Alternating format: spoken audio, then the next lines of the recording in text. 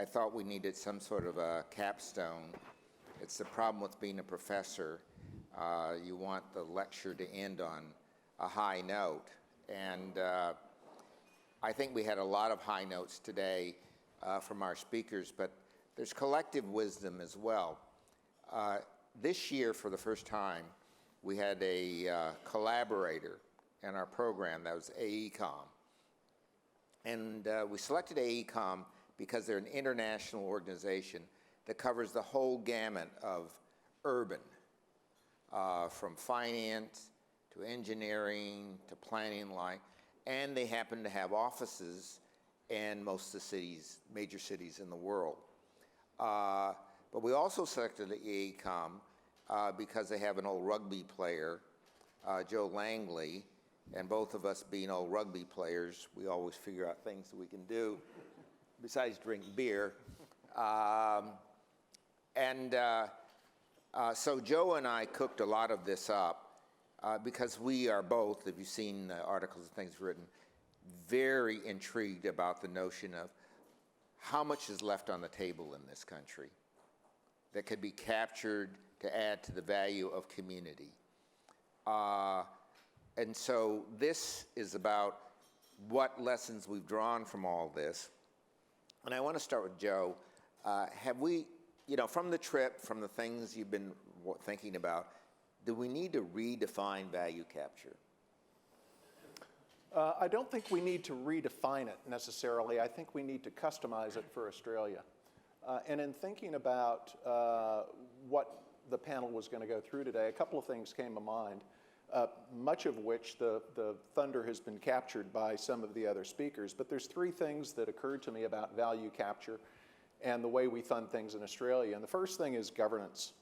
And I think the delegates would agree that one of the things that was unique, and I've worked in the United States and Australia equally through my career, so to go back and see the governance arrangements there where boards of boards make decisions about infrastructure investment reminded me of what we might be missing here, which is the governance arrangements there allow local government, regional government, state government, federal government, the private sector, and the public to participate in key decision makings about infrastructure. So if you think about what we saw in LA, where the voting public actually votes for a 20-year funding plan that accompanies the transport plan. And in some of those instances, they need 66% of the vote, 66% of the voting public, to vote for a 20-year tax. And they get it. And I thought that was interesting, that governance arrangement. The second thing is funding. Government agencies, whether it be local, state, urban renewal, or others, have the funding mechanisms they need to fund their mandate. And the thing that we're sometimes missing in Australia is the funding mechanism that goes along with the mandate. So for urban growth, for example, I'd say that do they have the resources they really need to do the job that we expect them to do? It's a huge job. Are we giving them adequate resources? Local government, a huge task. We've seen report after report that local government is underfunded. In the UK, we're seeing a devolution process going on where the central government is devolving authority to fund and deliver infrastructure to local councils. I think we need to look at that. And finally, I think the other thing that's been touched on is expanding the pie, not trying to divide up the pie. And I think that was something we saw a lot of where government agencies there at every level are looking to expand the pie. So how do you get more people involved in the decision making is to expand the pie so everybody gets more of what goes into infrastructure. And what that requires is clever design. It's not the cheapest design, it's the best design. It's what gives you the best value for money. So those were some of my takeaways, Ed. Great, Joe. I'd just like to comment on something, this business about expanding the pie and new revenues and new sources. LA was mentioned tax revenues that they have dedicated to transport. As the city gets richer, San Francisco and so forth, the public is not anti-tax. What their anti is tax without representation. They want to know where the money is going. So they're willing to share the wealth that they're generating if it builds a road, a light rail, stadia, new infrastructure for the public as a whole. So it's not business as usual, it's a we business rather than you business. And I think that makes a very big difference. And someday I'd like the public of Sydney to vote on a tax to get the infrastructure we want and need. And I'll bet it would pass overwhelmingly if that money was for that purpose. So David, hang on, mate.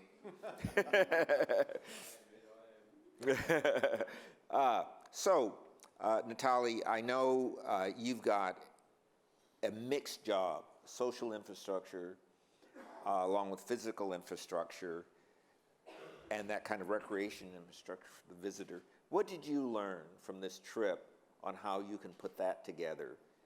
What tools, what ideas?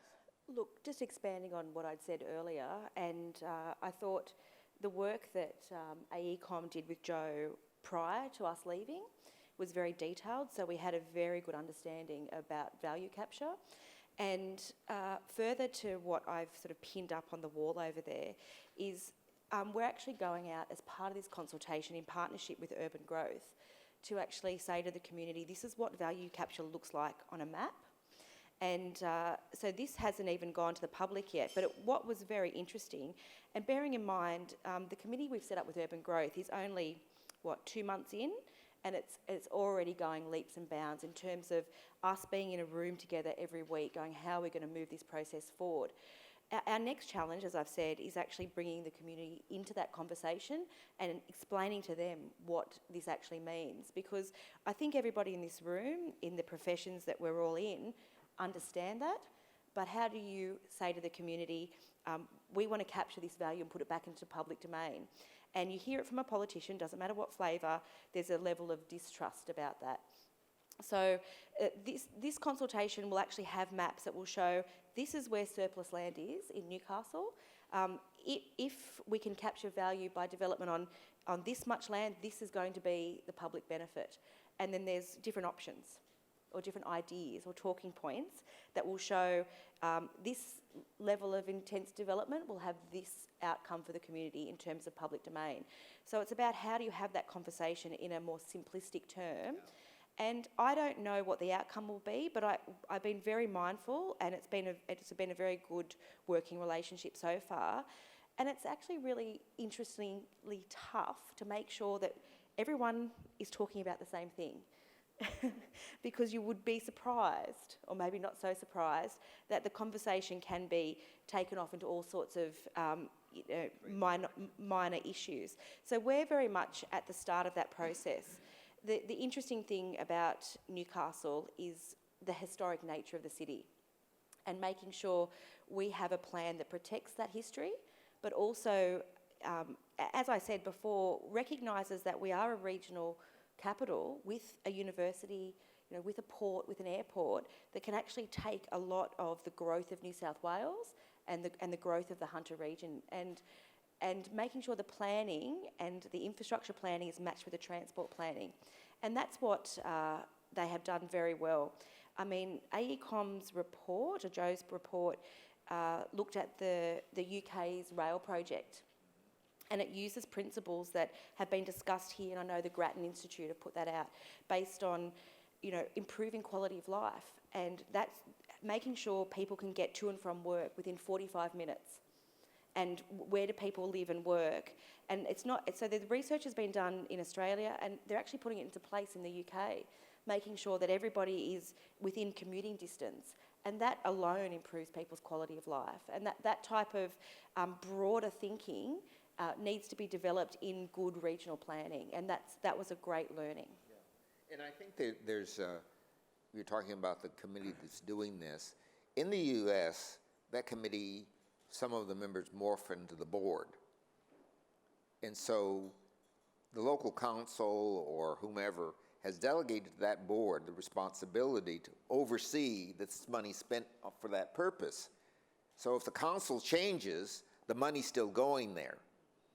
And I think that's one of the other things that we have to do, empower the people who are the so-called beneficiaries to also be the decision makers. Since they are benefiting, they should be involved in it. Now, Ned, you've got a lot of stuff. Your list was only half finished when you stepped down of development, and all that creates new money. How are you going to use it? Well, I think when you when you look at the challenge that we have, and what I didn't say is we've got the Southwest Growth Centre. So we've got, 300,000 people moving in the next 20 years into the Southwest. We want to propose, one of the interesting things for us is that in that whole area, there is no amenity being planned, nothing of significance. And that's why the University of Phoenix Stadium was quite interesting to us. To look at this, here's a facility that is not actually a stadium, it's more of an exhibition center that can be used for numerous things. And say, well, and I just put this into context. Let's look at the debate that we're having at the moment in the state. Maybe we're talking about, let's knock down Allianz Stadium, right, and rebuild that and give it 15,000 more seats, and that's going to provide X, I don't know what benefit it is. Let's knock down Parramatta Stadium and rebuild that. Still don't know what benefit that's going to provide. What we're saying, hold on, both of these areas actually have facilities. Well, what are you doing about the Southwest? So I guess what we've had to say is, okay, well, if we're going to do all this uplift in rezoning, then we should, if we were to, on the 25,000 dwellings along the river, that's $10,000 each, that's $250 million. Now, that's not a facility, but it's close to funding a facility.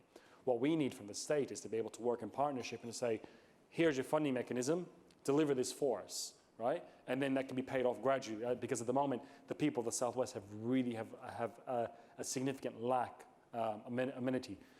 But it gets down to this bigger picture. It's all about a partnership between the three levels of government. That's right. Population is coming, how do we do it? If you look at a challenge that we're having at the moment, so council endorses in 2008 its new LEP. That says you can have height limits of up to 100 meters. The Department of Planning ticks off on it and says, yes, it's been in place.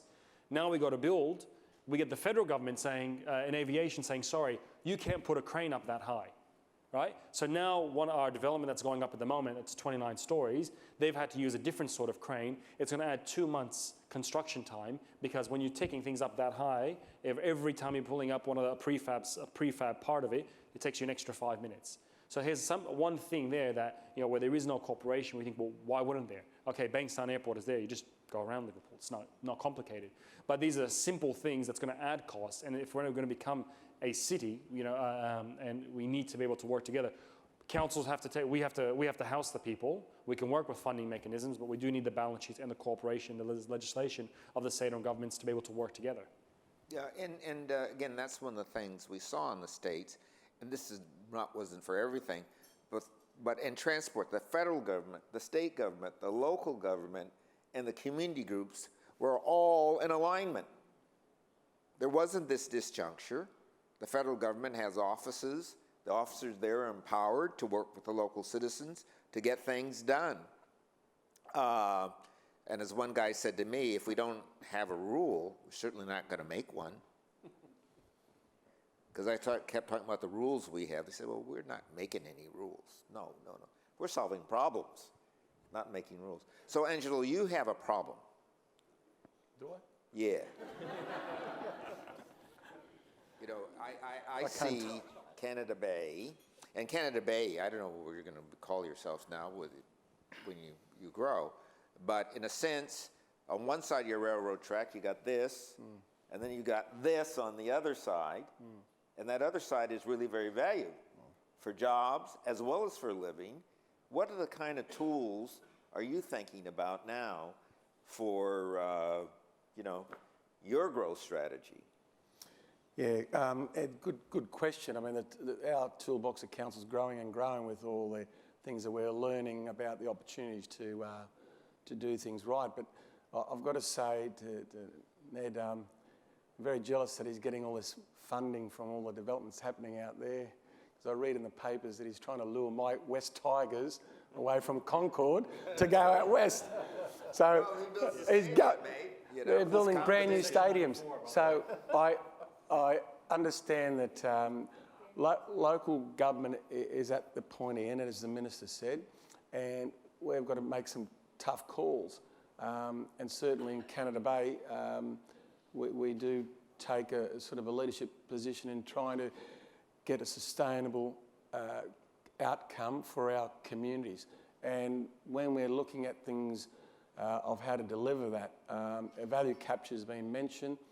I think other tools like inclusionary zonings, where you do look at percentages of new zonings to be dedicated either to public, affordable, start-up housing, or in-kind cash to pay for things, and other ways of making sure that the state government don't take away opportunities for contributions from developers, because that's still very important, and also that tax incremental funding scheme that we spoke about on tour. I mean, that's probably pretty innovative for local government or state government to introduce here, where you're borrowing up front and the buildings are being built, but you're paying for the infrastructure.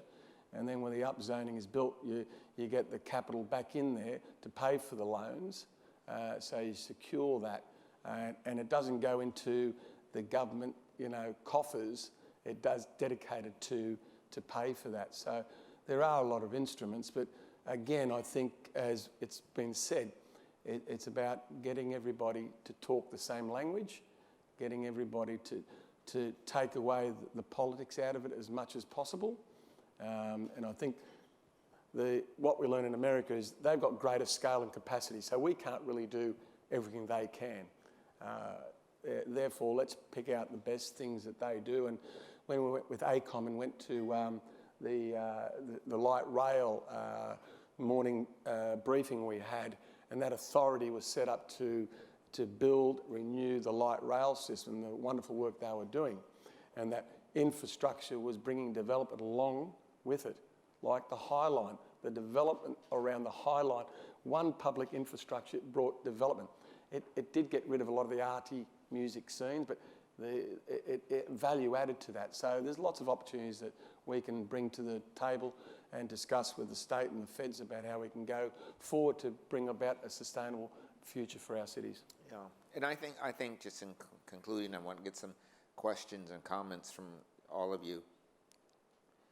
Every person who lives here is an Australian, no matter what state they're living in, no matter what town they're living in. All this population that's going to Blacktown or whatever, Australia either has to benefit from it, gain from it. So everybody's got to be on the same page. We can't force people to move to Brisbane because the housing is too expensive in Sydney. Because the person we force to move may not stop at Brisbane. They may end up in Singapore with the latest gadget that would make us wealthy. So that's why the critical investment is making great places, so we'll always have great people. So out to all of you, questions, comments?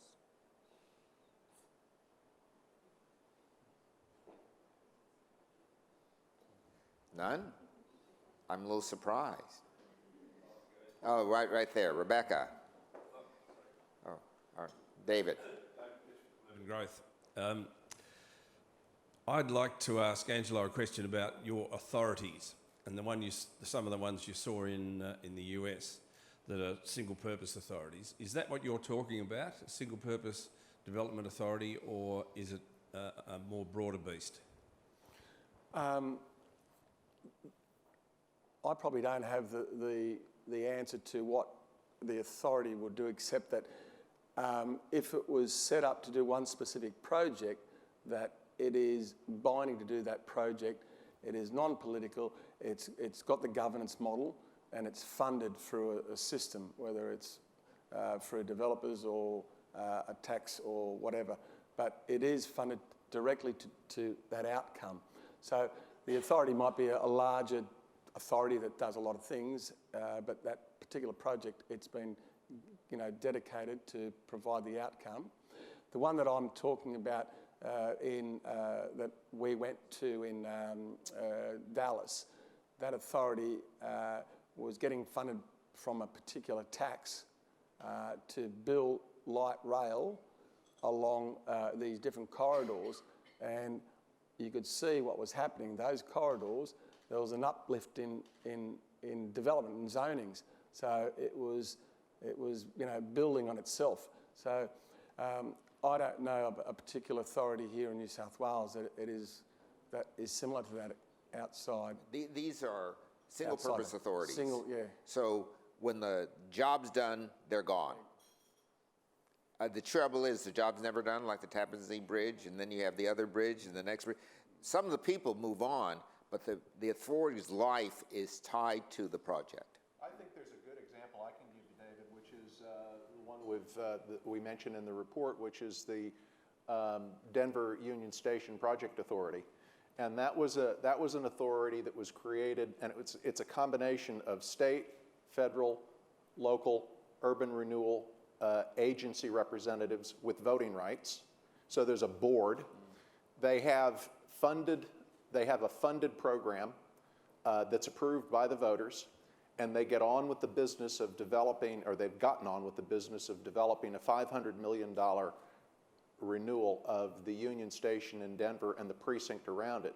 The Urban Renewal Authority, which is part and parcel of that, or as part of that board, improves the land around the station, 16 hectares, and on-sells that to the partners, the private sector partners that are part of the authority, and they sell that for a profit, and those profits go in to help fund the project. Now, when that project is finished, which is just near completion, interestingly enough, Denver started its light rail system the same year that Sydney started its light rail system, and they're now building 200 kilometers of it in Denver, which is a lower density city, about half the size of Sydney. But once the Denver Union Station Authority has finished its job, it goes away.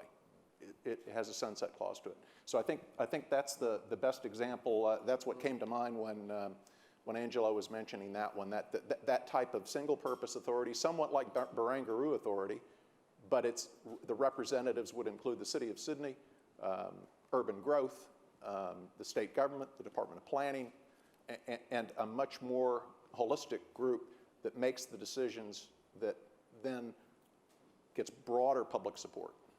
So, Rebecca. Rebecca Lehman from Connect Macquarie Park in North Ryde. We're actually not an authority, but we're an association. We're testing out what it means to be a business-led group of organizations trying out travel behavior change initiatives in the context of no new transport investment. I would ask the councillors, the mayors, what things are you doing inside the business units of your own council building to incorporate good practice, encouraging people to walk to work, cycle to work, take public transport to work? Because in our experience trying to create travel behavior change inside the business, when you have a culture of rewarding people with a car and a car space, gas card, it makes it really hard for them to then not travel to work by car. And I think it makes it hard for your staff to really embrace planning for walking and cycling and public transport use if their own reward system is based on driving. So that was kind of a meandering question, but if you could speak to what you're doing internally to help change that mindset as well. Any one of the mayors? Yeah, sure. I can start from a holistic planning strategy, and we have our Director of Planning and some of our planners here from Newcastle today, and they're probably more expert in me than answering it. But we've recently adopted a local planning strategy that actually identifies suburb by suburb and area by area based on walkability and access to amenity and the aspirational goals of each suburb within the larger city bounds.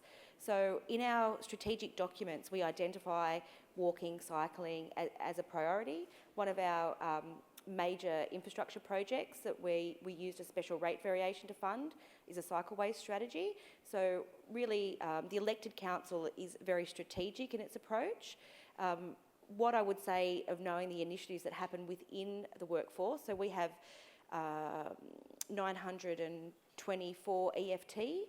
So it's a council in Newcastle is a reasonably large employer. We do Bike Week, Ride to Work Day. During a trial with Ausgrid, we had an electric powered car in our basement that would be a shared work vehicle. We have cycle parking, and a lot of our DCP and LEP work have been including end-of-trip facilities. So where can we locate end-of-trip facilities within all these urban renewal plans we have around the CBD, and how do we get new developments that are being built to include end-of-trip facilities so people can cycle to work?